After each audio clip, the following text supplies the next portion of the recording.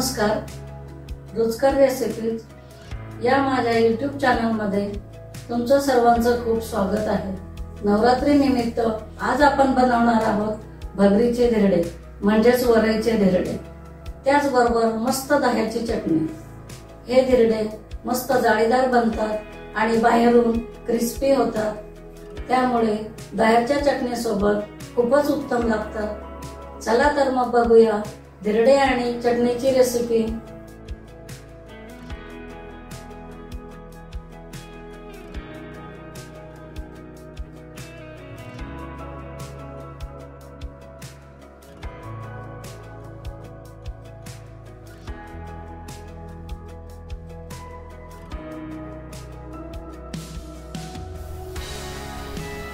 सर्वात आधी मी दह्याची चटणी बनवून घेणार आहे।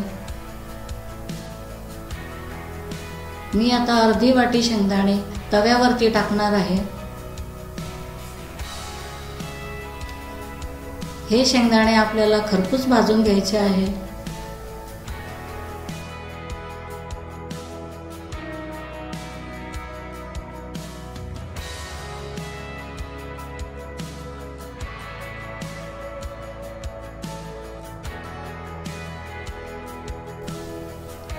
शेंगदाणे खरपूस भाजून तयार झालेले आहे। हे शेंगदाणे एका प्लेटमध्ये काढून घ्या।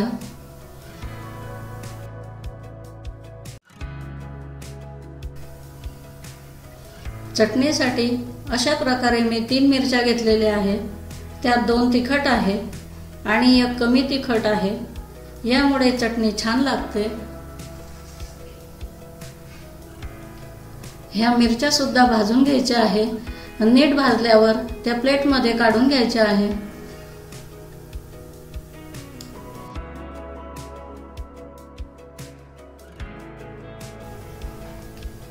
अर्धा चमचा जिरे सुद्धा भाजून घेऊन प्लेटमध्ये काढून घ्यायचे आहे।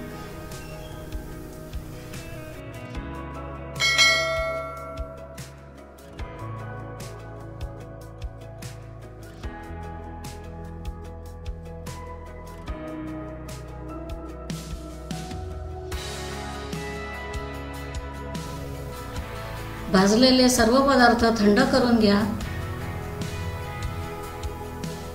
शेंगदाणे थंड झालेले आहेत। आता मी ते शेंगदाण्यांचे सालं काढून घेणार आहे। जेवढे सालं निघतील तेवढेच काढून घ्यायचे आहे।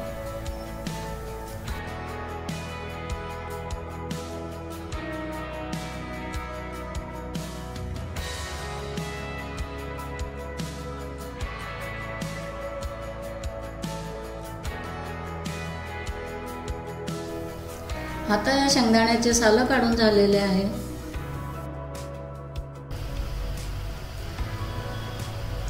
मिक्सरच्या भांड्यामध्ये शेंगदाणे टाका, जिरे टाका,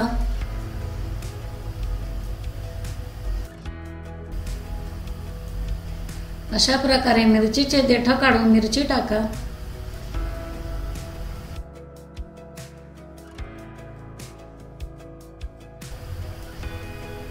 दोन चमचे दही टाकून घ्यायचं।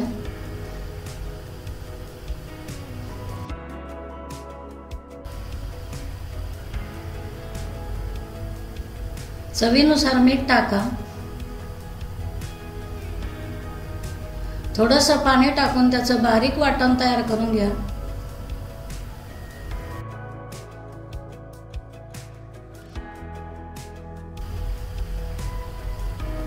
अशा प्रकारे आपल्या चटणीचं वाटण तयार झालेलं आहे।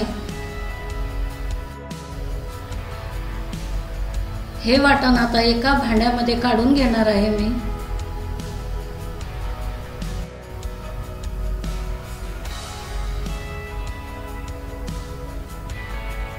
या वाटणामध्ये आवश्यकतेनुसार पाणी घाला।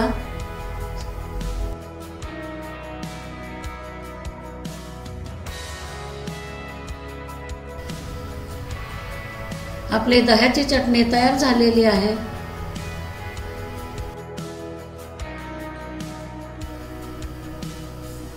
धिरड्यांसाठी मी 1 वाटी भगर घेतलेली आहे। त्यामध्ये मी पाणी घालणार आहे। 3 वेळा भगर स्वच्छ पाण्याने धुवून घ्यायची आहे।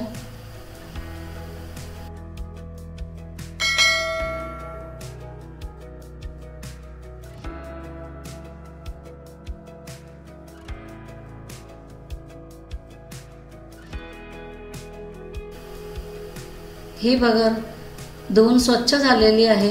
आता त्यामधलं संपूर्ण पाणी काढून घ्यायचं आहे।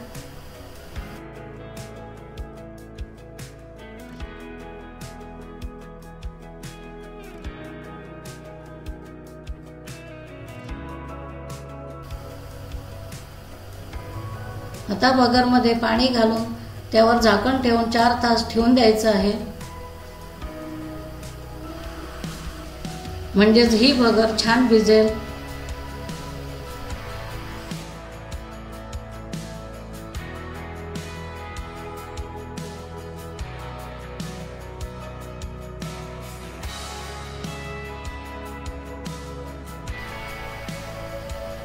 धिरड्यांसाठी मी एक छोटी वाटी साबुदाणा घेतलेला आहे।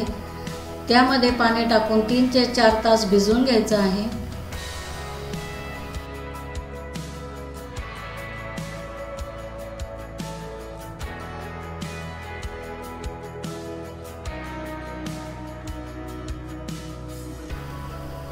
साबुदाणा भिजला की नाही हे आपण चेक करून घेऊया।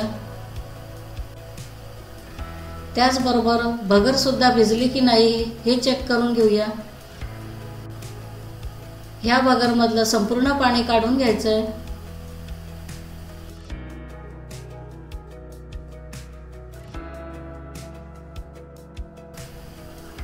भगरच्या धिरड्यांसाठी मी मिक्सरमध्ये अर्धी वाटी शेंगदाणे टाकून घेणार आहे। त्याचबरोबर अर्धा चमचा जिरे टाका।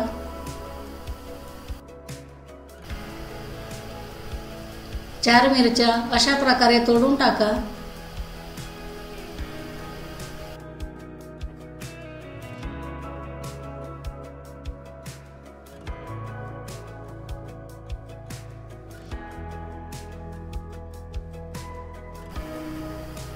त्यामध्ये थोडं पाणी घालून त्याचं बारीक वाटण तयार करून घ्यायचं।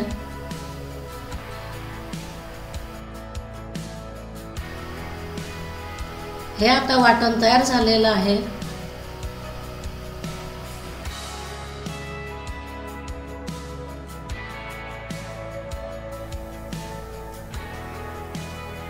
वाटणामध्ये भिजवलेली भगर आणि साबुदाणा टाका। त्यात थोडं पाणी घालून मिक्सरमध्ये बारीक करून घ्या।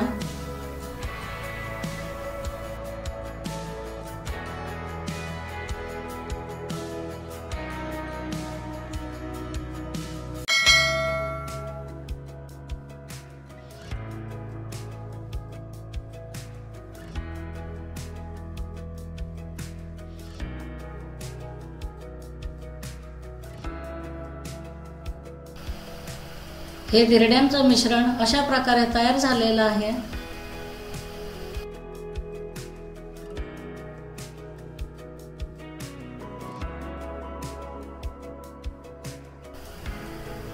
तयार मिश्रण मी एका भांड्यामध्ये काढून घेणार आहे।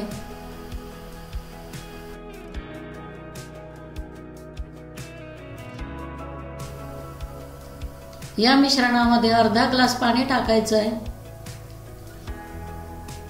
हे मिश्रण मिक्स करून घ्यायचं आहे। हे मिश्रण जास्त पातळ पण नको आणि घट्ट पण नको।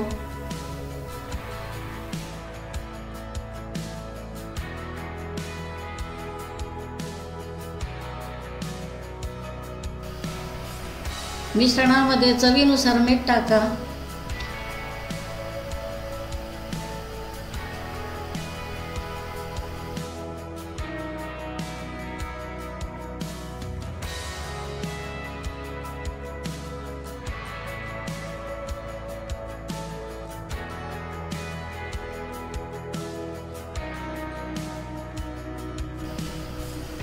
तवा तापवून त्यावर तेल लावून घ्यायचं आहे।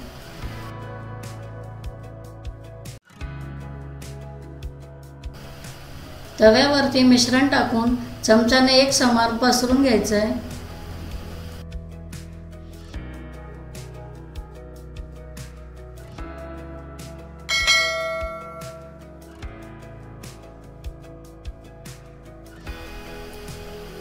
धिरड्याच्या बाजूने थोडं तेल टाकून घ्यायचंय।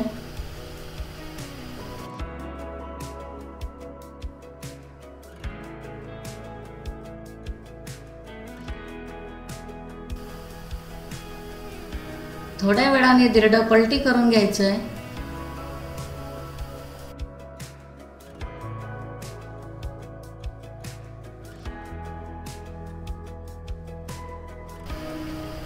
पुन्हा धिरड्याच्या बाजूने तेल सोडून घ्यायचंय।